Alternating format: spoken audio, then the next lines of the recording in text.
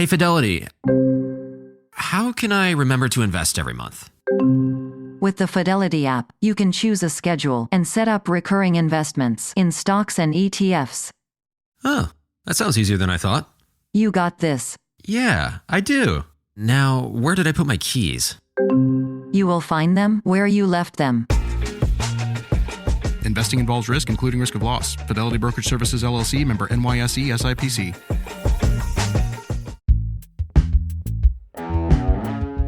Today on CityCast Boise, she stormed the Capitol for Trump. Now she's refusing his pardon. This local grandma used to completely buy into the rhetoric, but now says Trump and his supporters are rewriting history and playing the victim. She's telling us what changed her mind, why she thinks MAGA is dangerous, and whether diehard believers can be reasoned with. It's Tuesday, February 11th. I'm Lindsay Van Allen, and this is what Boise's talking about. Joining me today is Pam Hemphill, known by the moniker ex-MAGA Granny. Thank you so much for being here today, Pam. Thank you for inviting me. You recently made national headlines for rejecting President Donald Trump's offer of a pardon for your actions on January 6th. And not many people turn down a presidential pardon. Can you explain why you're working to reject it? Well, it's a part of their narrative, which I don't want to be a part of. You know, I pleaded guilty because I was guilty. It's really that simple. And if I don't finish my sentence, it's kind of part of their narrative where it would be saying that January 6th wasn't a riot. It was a riot. It would be a slap in the face to the Capitol police officers, to the rule of law, to our whole nation. I don't want to be a part of anything Trump's putting out there. So that's one reason. But I feel morally that I need to finish the sentence. And we're working on it. There is a Republican senator that is trying real hard to get my paperwork to the Department of Justice to turn this around so I can refuse the pardon. Yeah. Is it a complicated process you found to try and refuse a presidential pardon? We wrote to the Office of the Pardon Attorney. That's the name of it. We've texted them. We've called them. I sent them a letter. I have heard nothing. A lot of J6ers have received their certificate of pardon. I haven't received anything. I haven't heard from anybody. So we're working hard where I'm having several people help me because, it's like I don't exist right now in the system. But my probation officer has contacted me, and her supervisor are doing what they can. But right now, I'm not on probation anymore. Oh, can I ask how much is left in your sentence or how much of your sentence is left to be served or what is left in that process for you? Yeah, about 8 more months of probation. What kind of a message or narrative do you think these pardons send? And then what kind of an impact do you think that will create in our state, in our country?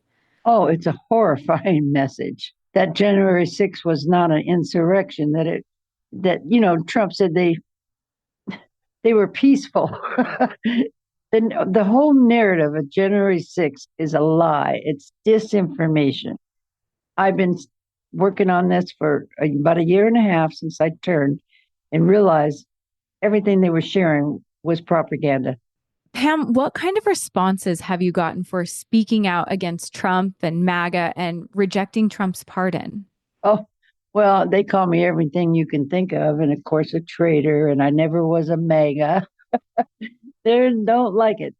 I've been blocked from Roger Stone and Michael Flynn, and you name the J6ers, they've all blocked me on Twitter.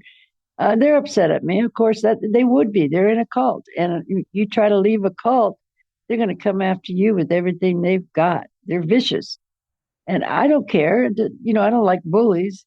However, this is about me and what I have to do, what's right for me to live with, that I was guilty, period. I'm going to finish my sentence. It has nothing to do with anybody else. It just has to do with me and my relationship with my belief in God. It's just part of what I need to do to be okay. with making amends for that day, that I was even there. And looking back, Pam, what first drew you to the MAGA movement and then eventually to the Capitol on January 6th?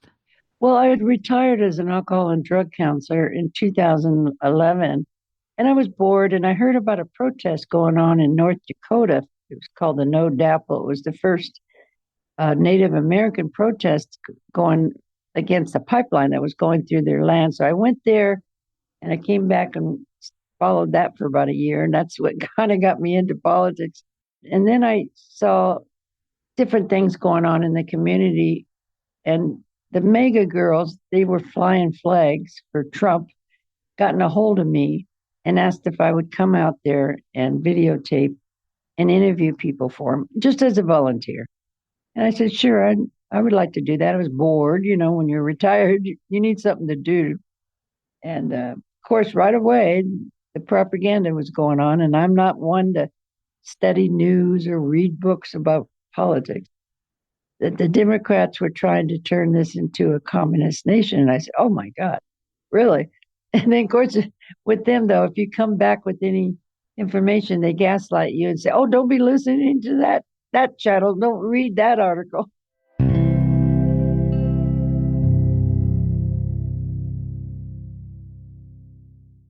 Now at Verizon Business, every business can get the new Samsung Galaxy S25 Plus. Whether you're a new customer, loyal customer, or returning customer, this one's for you, you, and you on America's most reliable 5G network. Get the new Galaxy S25 Plus on us, powered by Verizon Business. 256 gigabyte on us. New device payment purchase agreement, select trade-in, and business unlimited plan required. Credit varies by smartphone trade-in, applied to account over agreement term up to 36 months. Terms apply. Limited time offer. Pam, how did you end up at the U.S. Capitol building that day? Did you know it was going to become an insurrection? Oh, no. In fact, my family, that was a gift to send me there for Christmas. They would never put me in harm's way, and I wouldn't have gone. How can you foresee that? Now I know it was a plan by Trump and the Proud Boys, the Oath Keepers, those people. They had a plan. I wish they'd told me, no, you can't foresee something like that because you're looking at all of Trump's rallies. They're fine. There's never been any violence. Yeah, it was very traumatic when it did start happening. It just took me off. And you were filming throughout the day. Were you trying to document? Were you still in favor while it was happening, or excited by it, or what was the feeling that day for you? Well, in the morning, I saw the crowd listening to Trump, and I couldn't get through because I had surgery. I had breast cancer, and I had a lot of stitches, and I knew somebody could hurt me by accident, so I couldn't get in. And I started walking around, and it was nice. Everybody's just walking around. There's no problems going on. The music, it was fine. And they said that Trump's going to be at the Capitol. And I said, oh, well, maybe I'll get another chance to be right up front this time, ahead of the crowd, and I could videotape him. But on the way up to the Capitol, I turned around, and the Proud Boys were coming towards me. And I asked them, are you the Proud Boys? They said, yes. I said, are we going inside the Capitol? Now, but I thought legally, of course, because remember when he said stand back, stand by? So I thought Yeah. they were just there to take care of him, over being extra security. But we walked for about an hour. I didn't know there's two sides of the Capitol, but we walked on my side, which is not shown that much in media because it wasn't as violent per se, but it was violent. And then they left, and I was up front and didn't even know they had left. So now I know they went to the other side of the Capitol. So that's a blessing. I didn't follow them. So that's what happened and then they started pushing on the barriers and the officers. And you've talked about the Capitol Police and what they went through that day and how they helped you. If there was one person maybe you could talk to or apologize to in person, who would it be? Oh, well, Harry Dunn, all of them. There's four major ones. I don't have all their names in front of me right now. That's my dream, is to meet them and give them a hug and tell them so sorry that I was ever there that day. Um, I did see officers, I was standing right there by the captain, and they would come bring them in, and they had been pepper sprayed, and you see the pain in their face. It's like, oh my God. And I told the captain, I turned over, call the National Guard. What's going on here? He said, I can't get through to anybody right now, but you got to stand over there, because I was in their way a little bit, but I was making sure I was videotaping what they were going through. Oh, it's still, when I talk about it, I get this little, can you give me a minute? Because that was a very painful moment, watching what they were going through. And when I got to the steps, they shoved me down and broke my glasses, stepped on my head. Who shoved you down? Crowd, the crowd. Then the so-called patriots stepping on a 67-year-old woman, or how old I was at that time. Broke my glasses, pulled out my shoulder, cut my knee. I was not breathing. So yeah, if it wasn't for the officers that pulled me up and put me behind them, I wouldn't be here. I know that because I wasn't breathing. So after this happened, after all of January 6th, everything, was there a specific moment or period of realization that made you step back from the MAGA belief system and say, I just can't do this anymore? Of course, I was upset learning. Now, remember that night, I didn't know about the other side yet, what was happening. And so I called Mike at the Capitol here in Boise. He's a Capitol police officer, to say, what do I do? I'm hearing people are getting arrested. And he said, don't worry, I'll keep an eye if the FBI is looking for you. But I was upset hearing about the officers being attacked. But however, I was not out of denial yet. That took 6 months. I had actually started the first J6 space on Twitter, now called X, for the defendants, for the families of January 6th. And what had happened, I had learned that Ryan Samsel, he's the one that Ray Epps whispered in his ear. He was wearing the red cap and pushed the barriers and knocked down a female officer. I'd heard he was in jail,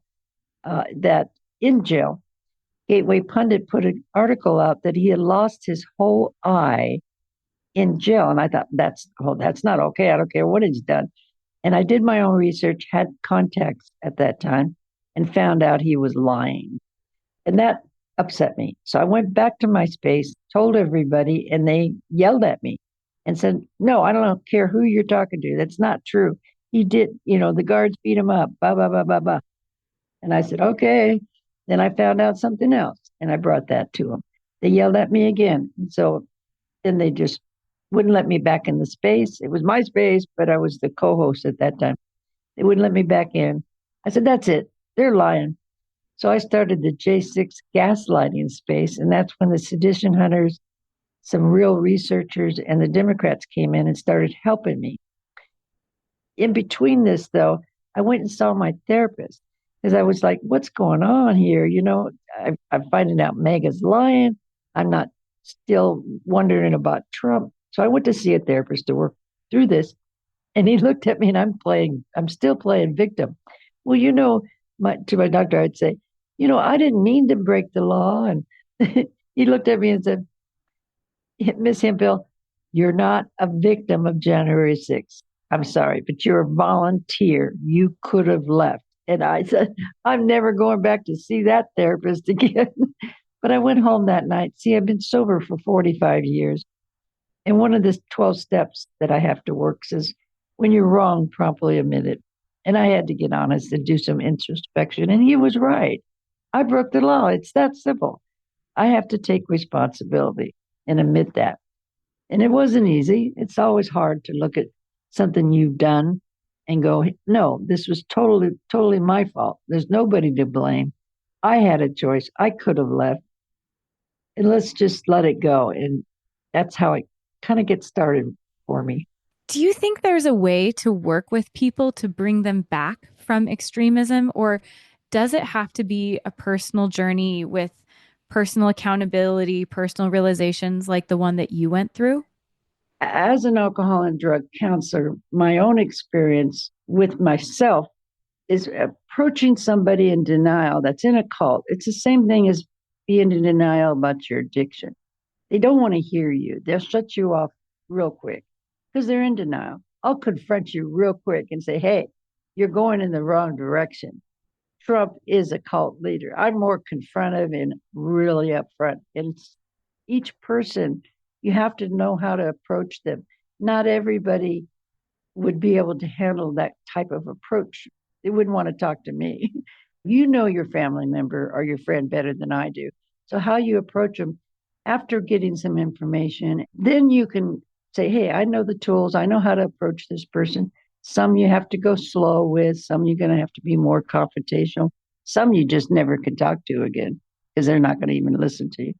And it sounds like you've had this period of a lot of looking inward and reevaluating how you feel, how you view the world. So how would you describe your politics today? Well, I changed my party to Democrat and I voted for Harris. So that says it all right there. And with being so public about your change in perspective and beliefs, are you hoping to reach other MAGA supporters, or are you more focused on warning people before they get caught up in that world? You know, both of those I would say yes to, because you never know. You know, we're just the seed planters. We just put the information out there, share our experience, our strength and hope, right? That I got caught up, how I got caught up, what it's like now for me. And that's all. And then the person, hopefully, if they can listen to my story, say, hey, you know, maybe there's something I need to research. Maybe I need to relook at this. You never know. You just don't know. But it's real important that we keep putting out the facts about January 6th, because what happened, the propaganda went too far for too long, things that are not true. But he's got to cover his butt because this pardon had nothing to do with the J6ers. He could have pardoned them before he left. No, he needed to keep the narrative going that the DOJ is weaponized against him and his followers, right? So if he didn't pardon them, the message would be that the DOJ is not weaponized against every J6er, right? He couldn't do that because it's about him. It's not about the J6ers. This is about him trying to keep himself out of prison. Pam, thank you so much for taking the time to come on our show today to break down what happened and really share your experience. I really appreciate it. Oh, I appreciate you. Thank you so much for what you're doing in the community. That's all for today here on CityCast Boise. If you enjoyed the show, don't forget to leave us a review so other people can find our podcast too. We'll be back tomorrow morning to dive into what you need to know about bird flu in Idaho. You won't want to miss it.